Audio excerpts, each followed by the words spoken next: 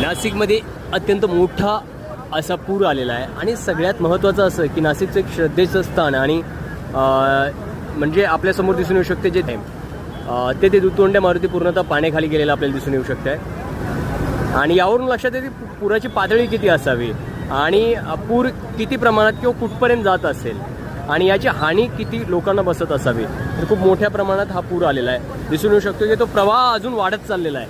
म्हणजे बघा पाण्याचा प्रवाह बघा.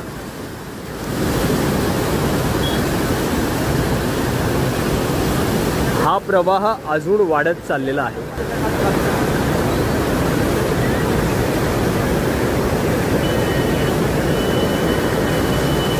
गर्दी बघा. खरं तर तिथे काही मनपाची अधिकारी होती इथे, परंतु आता तिथे कोणीच नाही आहे. लोक अगदी थेट त्या पाण्याच्या तिथे चाललेले आहेत. याच्यात नको तो अपघात ही होऊ शकतोय.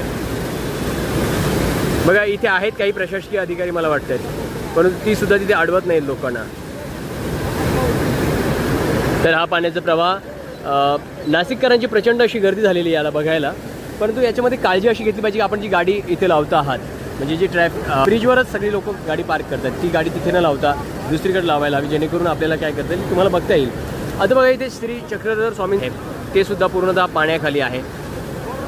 सगळी मंदिरं पाण्याखाली आहेत.